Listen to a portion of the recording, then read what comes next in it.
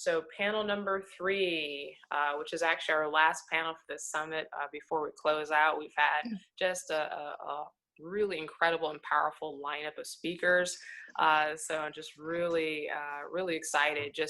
Again, just weaving everyone's experiences. There's so many commonalities, there's some differences, but there's this general theme of an urgency that we have to call for an end to all forms of workplace violence and to be intentional about the language that we use, because it is violence that's inflicting harm and causing injuries to our people.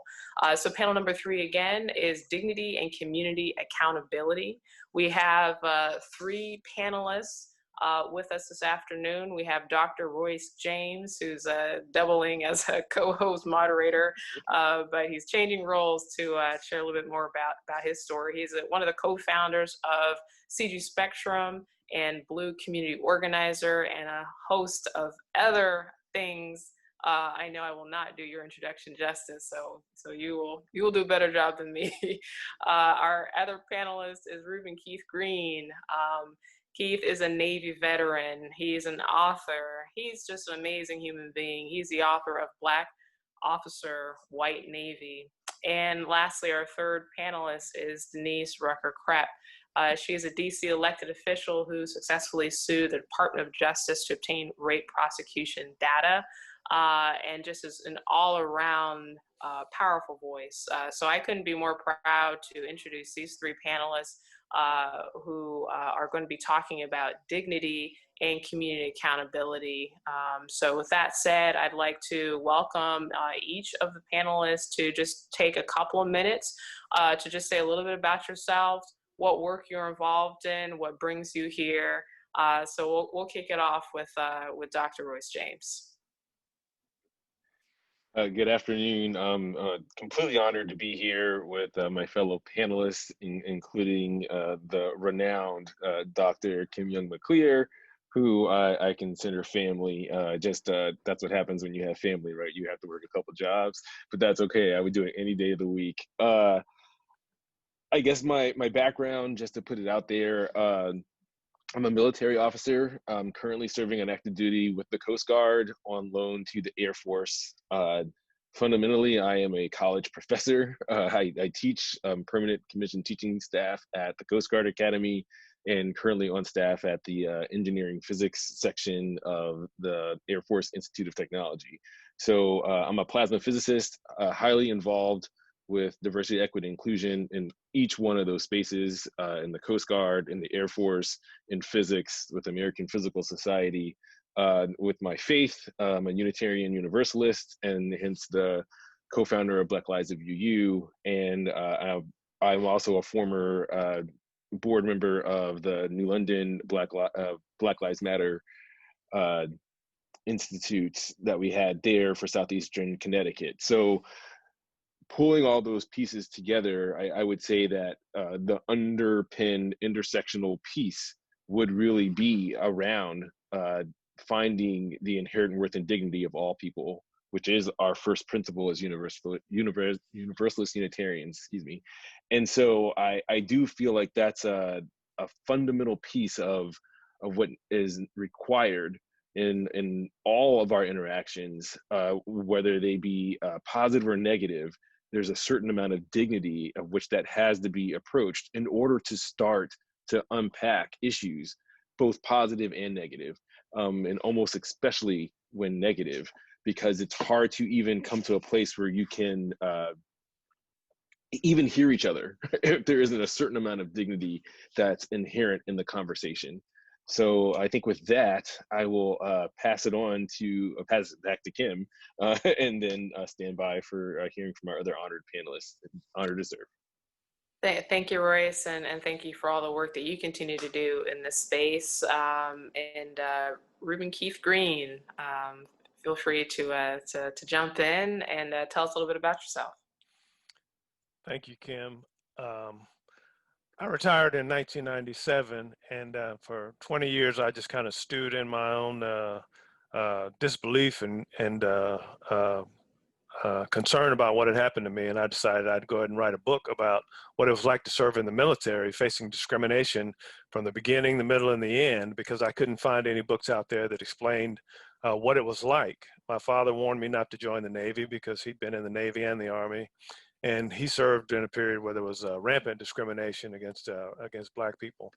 So I decided to write my book, and I almost became one of those 20 veterans a day that commit suicide. After I had completed my book, I was really just kind of lost. I couldn't understand how to get all of this out of my head. And like someone else mentioned, I sat there with a pistol in my hand for about 30 minutes. And then I got mad and said, no, this isn't going to happen to me. I'm going to fight for people that it's already happened to and those that it might happen to. So I decided to start writing articles, uh, uh, trying to talk to people and gather information from the military about what was happening, particularly regarding discrimination complaints. When you're in the military, if you file a complaint, you can't leave, you can't quit, you can't get any compensation, and it's almost impossible to get an acknowledgement or an apology. So my goal was to bring to light of the military and the civilians what is happening. That information used to be included in the annual defense reports to Congress about discrimination in the Navy or in the military. And I'm fighting to get that information published so that people can actually see how hard it is, how high the deck is stacked against you if you file a complaint in the military. I know what happened to mine, and I was very knowledgeable. I'd been an equal opportunity program specialist. I worked in the naval field, and I taught and facilitated workshops in the military. So my goal is to try to bring attention to the fact that the military is not as egalitarian and progressive as they present themselves to be. Thank you for sharing that. And just on the point of suicides and veterans, those rates are going up. And so I know there's a lot of folks on the call listening in that can relate to those comments. And thank you for sharing that. And Denise. Hey, good morning. Actually, good afternoon. How's everybody doing today? So before I start, I want to say thank you to a couple of folks. First of all, I got to give a shout out to Kim, because we all wouldn't be here but for you. So thank you very much for doing this. I also have to say thank you to my mother and my godmother. And the reason I say thank you is because they always taught me, never give up, never give in. I have to give a shout out to my husband. By the way, it's his birthday. I was like, sweetie, I promise you, after this is over with, we will eat cake. So thank you to him, and thank you to my kids for letting me let mommy do this, please, while you're theoretically studying. So why am I here today? I'm here as an elected official. I got elected 6 years ago, and for the past 6 years, I have fought to make sure that we get accountability and transparency regarding sexual assault. Now, why did I do that? How did I start on this little crusade of mine? I started it in my 20s because I was a member of the sexual assault community, and that's what happened to me in my 20s. In my 30s, I was in my 30s, I was a political appointee. And I was made aware of sexual assaults that were occurring at one of the federal schools. I asked for assistance. I put it down in writing. And by the way, not only was I a political appointee, I was the chief counsel of a federal agency. And I said, look, I need somebody to do an investigation. I need the DOT to do an investigation. I was shuffled out soon thereafter. I was accused of being disloyal. I was accused of not being a team player. And my response, because in addition to the other two panelists, I'm also a military veteran. I started out my career as JAG, is that when you let somebody get assaulted, by the way, and I use the words let, because if the command knows that there is a toxic environment, then you are letting that happen. Then you are putting your own members at risk.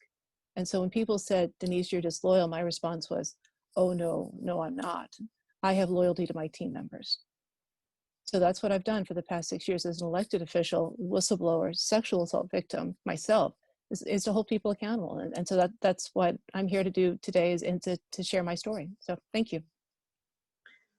Thank you so much, Denise, for being here. And it's so heartbreaking, to say the least, when you think about just that phrase that you said, right? To let it happen, right? And so many times, folks that come forward, whether you're formally a whistleblower or anyone's making these complaints, oftentimes the accusation is, well, you went outside of the chain, you jumped the chain, you did this, you did that. The reality of it, and the statistics are already there, is that a lot of times complainants will come forward many times you know, they're communicating with their colleagues or communicating with their chain, and it's often dismissed. And so I can only imagine, you know, the amount of strength and courage it took you and the other two panelists to continue, right, to use your voice. I know in the panel number 2, we talked about healing and the role of social justice, and how hard it is to have an organization even acknowledge, let alone give me an apology, what Keith was talking about. So, you know, a step even past that is accountability and justice. And so for many of us, it could just seem so far away. And how do you reconcile kind of the dignity? You know, previous panelists talked about, you know, don't allow your dignity to be robbed, right? But that's very difficult. So I want to kind of just use that as a segue. This is an open question to any of the panelists, and then we'll kind of do some follow-up. And again, just a reminder to the participants tuning in, feel free to use the Q&A function during the panel to go ahead and start getting your questions queued up so we can integrate it into the discussion. So the question for any of the panelists is, what does it, when we talk about dignity, let's just be very clear about language. So what does dignity mean? And then the follow-up question is, what does accountability mean? And so we just want to make sure we're clear about the language. So open question, anyone can answer it, but what does dignity mean? What does accountability mean?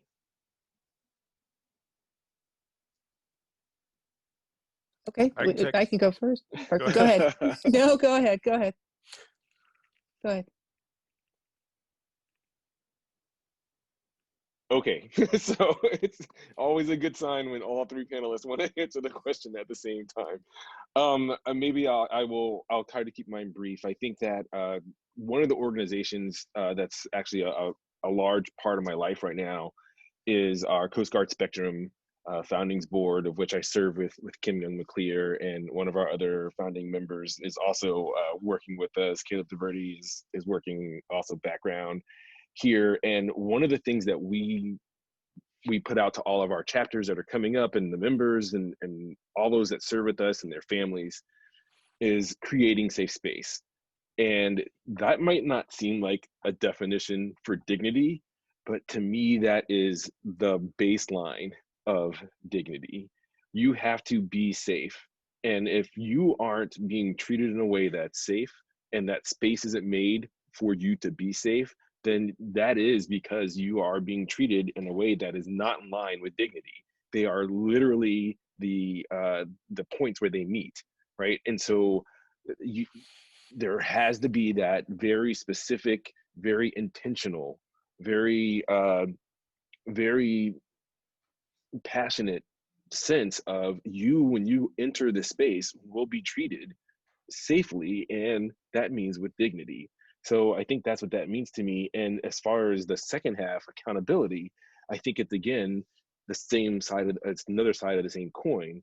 And another panelist earlier had mentioned how it's really hard to do restorative practices because in this work, because of the power dynamic and the power structure, right? And so I also understand and agree that the power structure makes that really difficult because it really depends on those relationships. And that's where it all comes together, right? If there is an agreed upon relationship that's based on dignity and inherent worth, then when it comes time to hold folks accountable, people are in that relationship. And when that's not held, then you can't really have an accountability that's restorative, right? You have accountability that's punishment. And that's something we can talk about another line, but I do think that in line with that dignity piece is the accountability. And I think this is how restorative practices like in Rwanda, right, when people were literally being killed, right, is happening. And I feel like this is that inherent form of dignity that was there is how that was able to be lifted up. And that's what we need to recapture in these really toxic spaces that we find the just overwhelming numbers of abuse. So if you wouldn't mind, I'd just like to talk about what I've done on the accountability side. Okay, cool. So wearing the elected hat, done a couple of things. I first asked the Department of Justice politely and said, hey, how many cases are you prosecuting each year? How many rape cases? And they said, we don't keep it. Now, keep in mind, I'm a former federal agency chief counsel. And I was like, yeah, I don't think so. I asked the second time, we don't keep it. So then I sued them. And I successfully sued because they wouldn't tell me how many rape cases. That's a form of accountability. If somebody has been injured and somebody has filed papers, then it is incumbent upon the prosecution team to be held accountable for not prosecuting those crimes. So that was the first part. Second part on accountability, to solve sexual assault requires action, not just words. So when Me Too came out, pretty much about the fall of 2017, beginning of 2018, I went and before the city, Washington, D.C., our nation's capital, and said, okay, how much money are we spending on sexual assault settlement agreements and judgments? Because I know it's happening. The chief financial officer for the Washington, D.C. government, the nation's capital, said, and I quote, I don't know, you don't expect me to know that number? Like, wait a second, we are spending millions of dollars and you don't know? That's mind-blowing. So I got the city auditor to start auditing that so that we can talk about accountability, because what I have found in the military, in government agencies, and in the private sector is that accountability look like, well, we'll just shuffle the person who's done this out the door, him and her. We will not fix the problem. We will just try to make sure that it just disappears.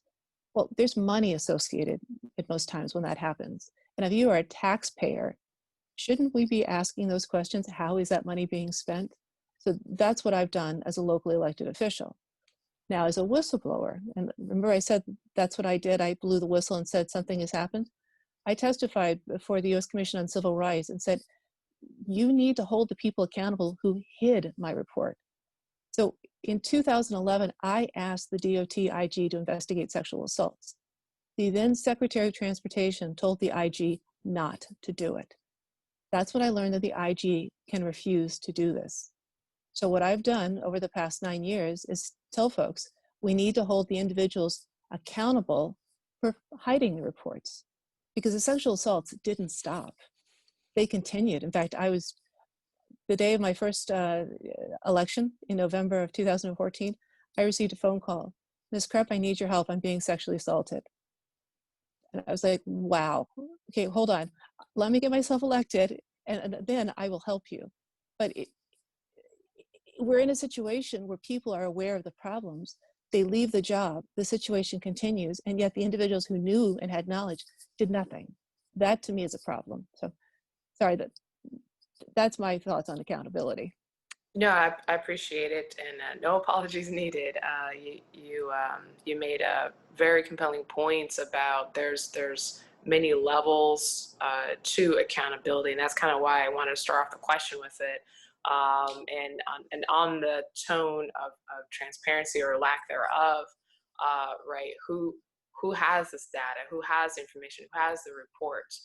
And in terms of dignity, each of those reports, someone had to come forward, right? A survivor, a victim had to come forward through their own traumas to work up the courage to then speak up.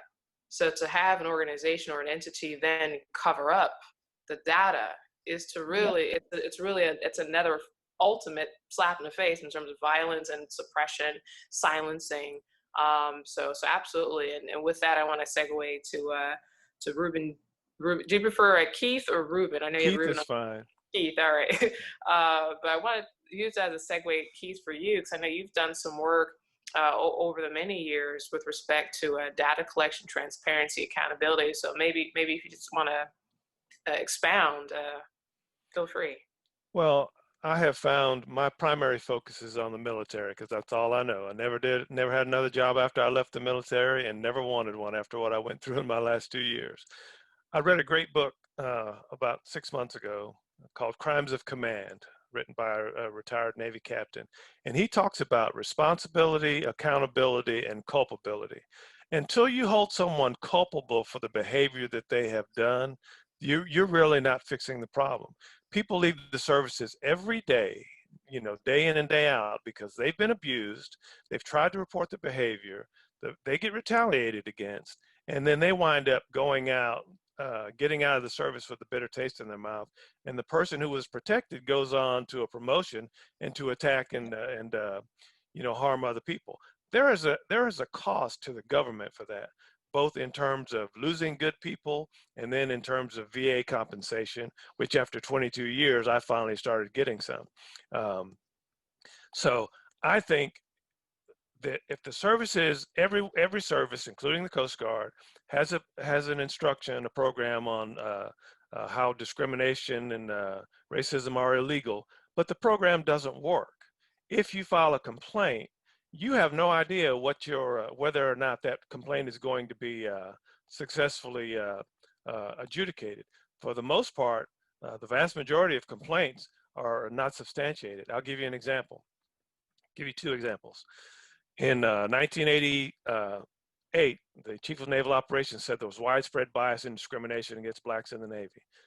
Admiral Tross just died yesterday. And for the first 3 years of those complaints, they were required, DOD was required to start sending that complaint data to Congress as part of the annual defense report.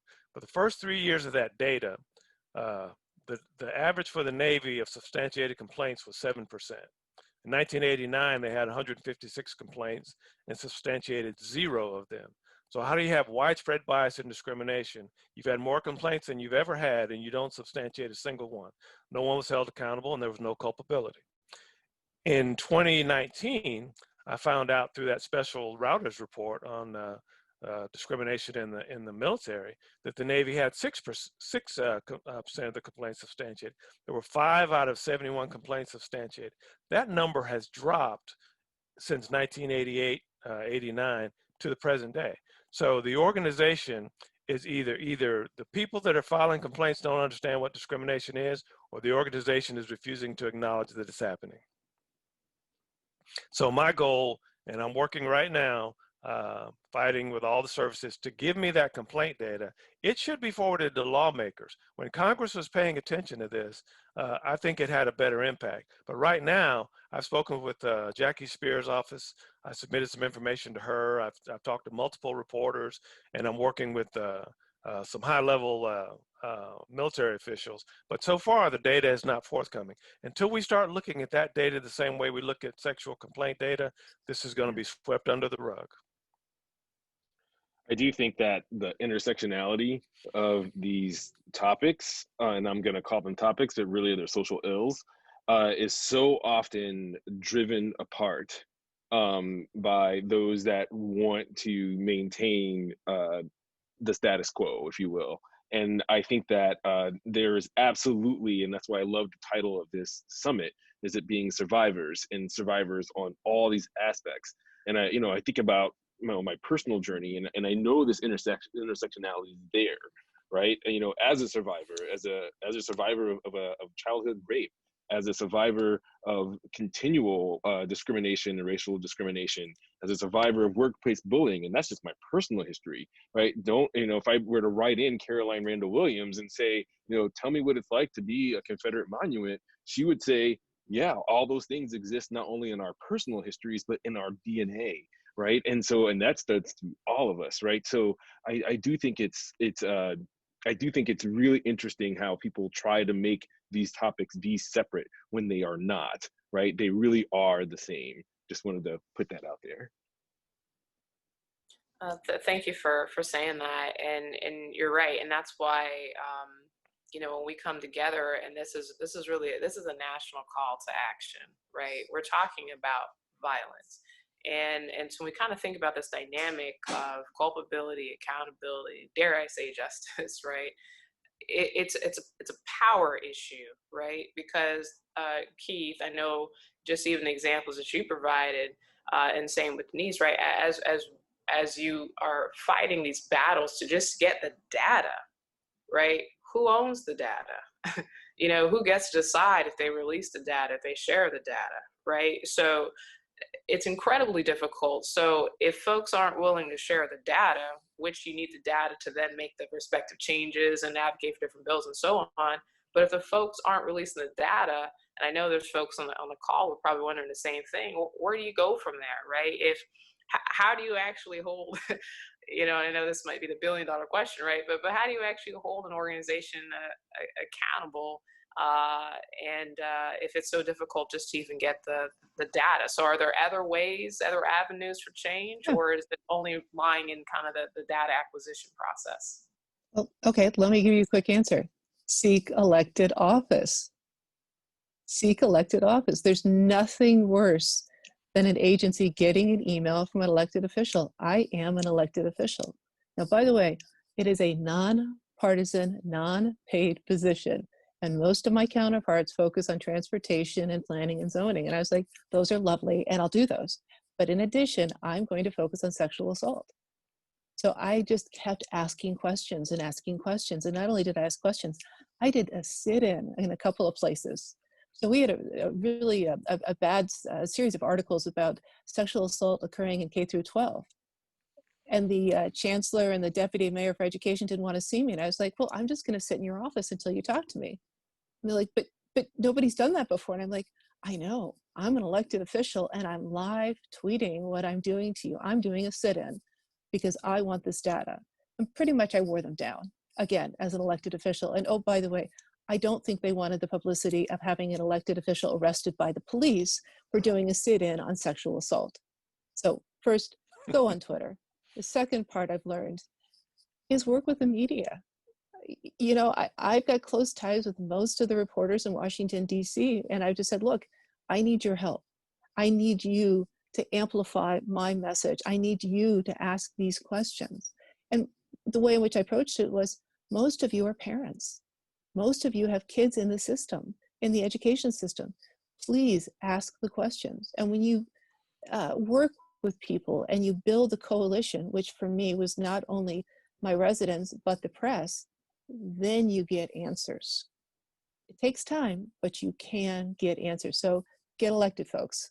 Get elected, because then you too can either write the bills or you can do the oversight. My story. If I, Thank. I Oh was just yes. gonna just add, as a Sorry. non-elected official, because I'm so impressed, and just lots of homage to those that protect us because we vote you in, right? And that's really Yeah. what we are putting our trust in you and other elected officials. And for those of us that are still waiting for, you know, ranked voting and for for the an elimination of things like the electoral college, or have not yet just been able to make that a part of what they've been able to do in their personal journey, I do think that there are some of those same tactics that Denise brings up also work for regular citizens, right? Utilizing your media. If you're able to get information from being proximate, right? Being around people, getting to know those who have survived and who are survivors, kind of goes back to that dignity. Then you start to gather some of these stories, and as you're gathering those stories, then you can, like Denise said, contact your local reporters, contact your elected officials, give them that information so they can do the things that you voted them in to do, right? So it's, even if you're not able yourself to become an elected official at the moment, hopefully more people will do that. That's really the way that we're going to survive all this, is to get more of us into office. But in the meantime, utilize your elected officials and help them to make those changes, because I do agree, it's that whole culpability that Kevin was talking about. I mean, it's everything from sexual assault to racism. You know, we saw the Air Force just came out in May where you know, Black airmen were disproportionately punished in non-judicial punishment, and that wasn't even the worst of the story. They actually hid it, right? And so a journalist, thank you, found out about it and exposed it. And with the help of the journalist and the pressure from our elected officials, the Air Force, who's supposedly now we're thinking that they're more cosmopolitan, has walked that back. And I'm not quite sure where it's going to go from here, but we're waiting to see. And with that, I'll pass it on.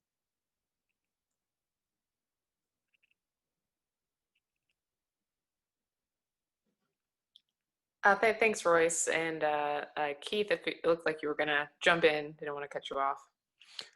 Well, I just wanted to say that one of the most important things you can do if you're being abused at work is you need to keep documentation. That was brought up before. The truth is not going to protect you, but the documentation might.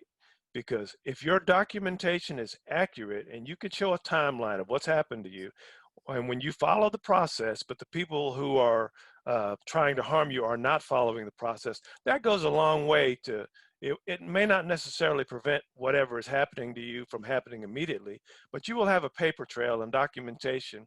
And I have found that the documentation that I kept and the information I've been able to gather has been very powerful in terms of getting people to pay attention to what I have to say.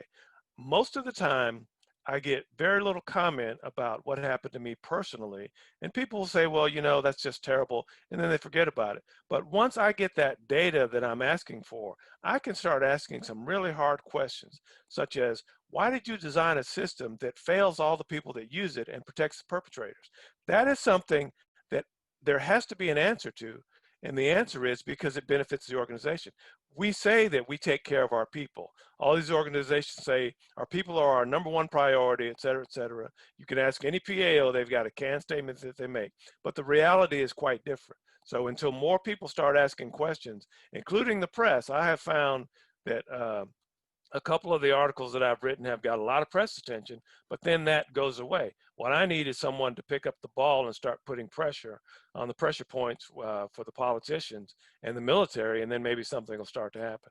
But documentation, and be prepared for blowback, because it will come.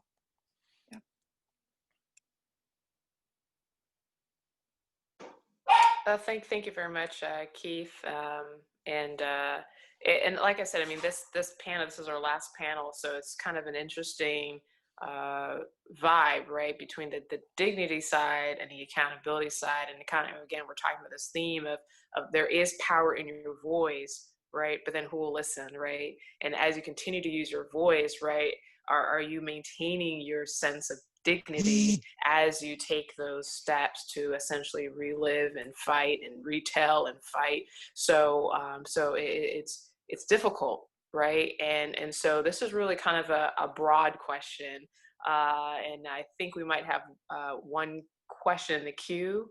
I'm seeing a head nod, so let's just do the question that's in the queue, and I actually can't see it on my on my device here. So Royce, if you could queue up the question, we can have the panelists answer. Thank you.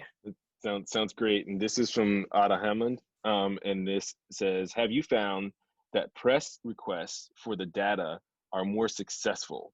If so, do you think that press sufficiently engage on the issue of discrimination and retaliation in the military?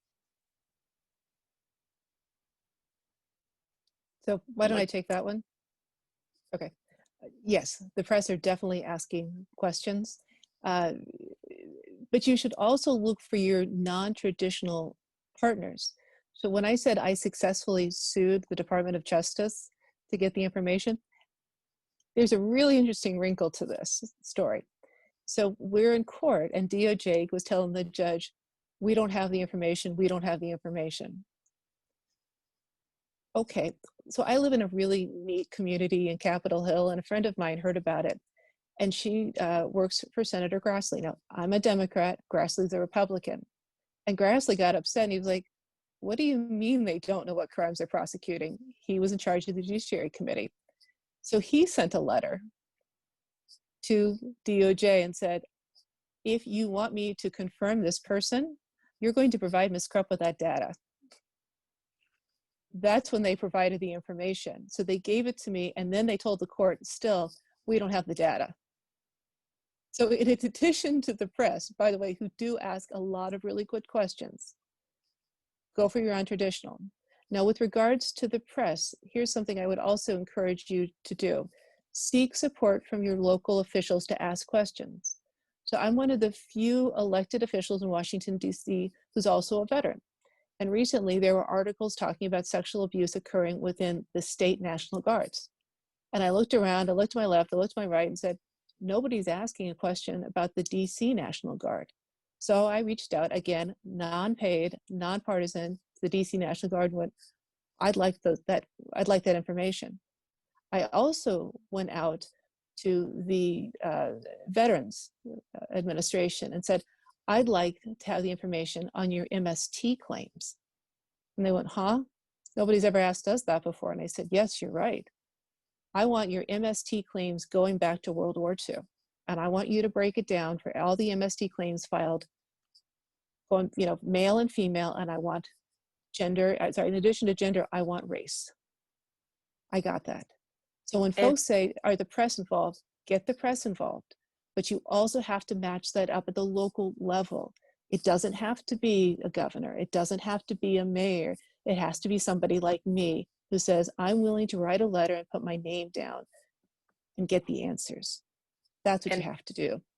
Just for our audience members who do not know MST, could you just define MST for the audience? Military sexual trauma. So the VA is keeping records, and it's over, I think it's about 136,000 MST claims have been paid. So the assault may have occurred 70 years ago, but the VA is now paying out on MST related claims. And they are keeping track, male, female, the conflict, and also the service. I have that data because I just asked for it. But other locally elected officials need to be doing the same thing. So A, get yourself elected. B, use the knowledge that you have as a survivor. And C, while you are prepping for your campaign, go to your elected officials and go, if this non-paid, nonpartisan, little rinky-dink person in Washington, D.C. can do this, why can't you? I believe in Catholic guilt. I'm Catholic. So do some guilt there. All right, that's enough. My story. Thank you, Denise, for just clarifying, because there may be people who don't know about the military sexual trauma, and so appreciate the explanation there. I'm gonna kick it off to Keith. So you have had quite a journey, and you talked about contemplating maybe into your life, and just you've been through so much, and you continue to fight. You continue to demand various types of accountability. So can you kind of talk, and this is a little bit of a closing statement as well, but can you kind of talk about advice that you would give to panelists who are still fighting? They haven't seen any accountability. They haven't seen any justice. I mean, just kind of talk to us a little bit on what advice you would give based upon your experiences. Well, the first piece of advice I would give is self-care, because it will wear you down, as one of the panelists said in the previous sessions. If you don't take care of yourself, it's going to drag you down. The second piece of advice I would offer is be tenacious about what you're trying to get, because as has been previously mentioned, if you can find the right hole to squeeze through the wall, you can wind up getting some of the information. Just by telling my story, I talked to Dr. Jonathan Shea, who wrote Achilles in Vietnam. I sent him an email, and he called me, and I sent him a copy of my book. And he told me, he said, narrative storytelling is the first step towards healing. And that was I didn't realize it, but I was heading in the right direction when I started writing down my story. What I would do, I offer advice to everybody. Tell your story. The more stories are out there, the harder it is to deny that these things are happening. I have a questionnaire on my LinkedIn page for military veterans, minority military veterans. I'm looking to gather as many stories as I can, because I want people to understand that my case is not just a one-off. After 20 years in the Navy, I went to work for two guys. One was a racist. Well, actually, both of them were racist, and I think one of them was a sociopath. And when my commanding officer, when I confronted him, asking him why I was being treated this way, after I had helped save him a couple times and then did the work of someone else who was tormenting me, he smirked at me and asked me if I felt like a second-class citizen. I have carried a particular shame with me for 20 years because I didn't continue to fight, when every person that I've talked to in a counseling session has told me, you did the right thing. They would have destroyed you. They would have destroyed you, and you could be much worse off now than you were if you continued to fight. So what I'm trying to do is get enough momentum behind me and other people to show that these are not isolated incidents. This is, if you get enough of a groundswell, the military has already said, we have to change. The Army Chief of Staff has said that. The Navy said it. I'm not sure what the Coast Guard is saying, but the optics are not very good there. So if we can get enough of a groundswell, we can get more people to say what's happening to them, it's harder to ignore a group than it is just one individual. And you see that on the streets where protests are happening. Thank you. I appreciate it. And that also answers kind of the power dynamic, right? If the agencies are not releasing the data that people are requesting, because again, it was survivors and victims that filed those complaints, that told their stories. It's already codified in these complaints. So if that data is being blocked, you know, to your point, you're saying, okay, well, let's just keep moving forward. Let's continue to collect our own stories, and that way the organizations cannot deny our individual and collective experiences. So thank you for sharing that. And just for everyone's awareness, all the panelists' information, our website will continue to be updated with contact information, and any work that they're working on will be updated at nationalsummitforsurvivors.com. So I want to segue to Royce James to talk a little bit about just the $1 million question, right? I mean, what advice do you give individuals? What advice do you give to the community who haven't seen justice, they haven't seen accountability? Thank you, Kim, and thank you, Kevin, for both of those parts that you brought up as well. I'm going to take your. Royce. Right. Sorry, I got to correct you. It's Keith. Sorry. Oh, I'm sorry. Thank you, Keith. Sorry. It's and I was trying to get it. Thank you so I know, much for no correcting worries. me. Keith, sorry. Thank you so much No for problem. passing that on to us. And I'm going to take what you said, Keith, and take it one step even more. I think and that's that self-care. Because I think far too often in the line of work that we're doing, and often, and I'm with you, Keith, that the line of work is often placed upon us and not per se chosen, right? And I think that some of that it's the call that we've been brought into, not that we just like, oh, I just woke up today and I want to go do this for my living, right? And so I think it's more than just self-care, it's community care, right? Because so often we find ourselves by ourselves, right? And so often we find that we don't. I mean, how many of the panelists that came before us described how their lives were turned upside down and inside out? And when that happens to you, you almost can't just rely on yourself to take care of yourself.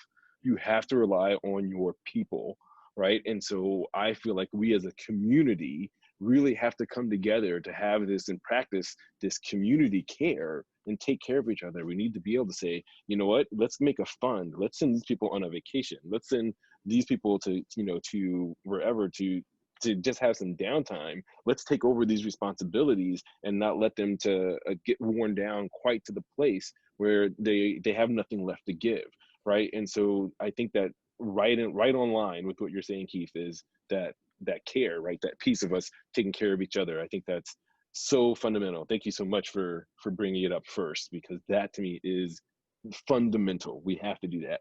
And then I think the second piece of advice I have is, and I say this all the time, trans Black women on a whole, follow their leadership. The most marginalized folks are really the ones that have the best perspective, ideas, and way forward on how to change the solution for all of us. And so I think that if you haven't taken time out to really take a listen to what our trans Black community and our Black women community are saying about what we need to do to move forward, and making that a part of what you see as your perspective, then you might want to take some time to learn more. Right? I think that's a fundamental piece. And then all those other things that we've said all throughout this panel, I think really fall right on top of 1, 2, and then those are third, right? And so I'm very honored, like I said, to be here. And I think that always open to folks contacting me at any point. So feel free to do so. And I'll pass it back to Kim and I think Denise to give us some more knowledge. Thanks. Thank you, Royce. Denise, we'll let you have the last word for this panel. Any words of advice, and then we're going to close out the panel and then close out the summit. Okay. Self-care is important. And what I typically tell folks is go kill a weed. And some people say, but I don't have a backyard. And it's like, but there's a weed out in front somewhere, go kill it. So why do I say go kill a weed? Because it takes out the aggression. We all live with a lot of aggression. We weren't born with this aggression, but the aggression came because of things that happened in our lives. For me, it was just the complete shock of saying, wait a second, I thought I was doing the right thing when I asked for the IG investigation. And then to be told that I was disloyal. But then the stuff that happened afterward was just, it was physically and psychologically debilitating. I had a miscarriage. I lost a baby because of the stress. I was blackballed from a federal building. They literally said, you are not allowed back here. I was told to leave the country for 7 years. These are the men and women that I had agreed to serve with as a political appointee. I had sworn to uphold the Constitution of the United States. And I felt 9 years ago that I was just getting gut punch after gut punch. That does something to people. That builds rage, that builds anger, that builds problems in marriages, that builds problems with being in another workplace. And that takes time to recover. So when we say, how can we best help you? It's recognizing first that there is anger involved in this. And two, do what you need to do to get that anger out. For me, it was gardening, which is why I say, go kill a weed. For others, it's sewing. For others, it's running. But take the time to take care of yourself, because the anger in you will dissipate over time, but it does build up. So find an outlet and then get yourself elected, because you've been given a lot of lemons in life, but you can always make lemonade. So that's my closing.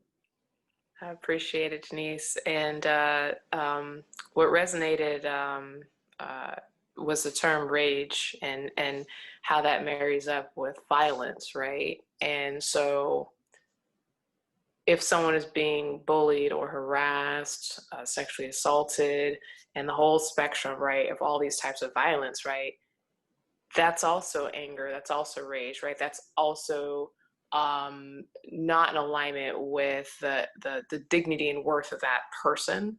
Mm-hmm. So you see kind of this exchange, right, of violence. It doesn't move us collectively forward. And so I want to just kind of use that to really just close out this panel and just kind of remind the audience, we're coming together on International Day of Nonviolence, and how powerful it is, right, to, if you have had violence inflicted upon you, right, to harness those experiences and push it forward in such a way that positively moves us all forward, so that we can make these changes, so that we don't have to be subjected to any more harm or violence again.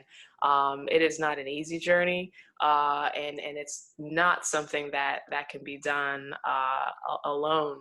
And so just to kind of close out the entire summit, I want to thank each of the panelists. We have Royce James, we have Denise Krepp, we have Keith Green, all amazing just leaders in your own spaces. And it was a pleasure having you on this panel. And so closing out the entire summit that we've had, this has been tremendously powerful. Again, this is the first time that we're doing this, right? This is the first time there's a national call to action, right? If you go back to National Summit for Survivors.com, you'll see all of those sponsors, and many of them, the executive sponsors, you notice that their directors and CEOs were participating in the summit, and they dropped what they were doing because it was that important, right? So please check out National Summit for Survivors.com to get connected to any of the speakers, any of the panelists, any of the organizations that made this event even possible.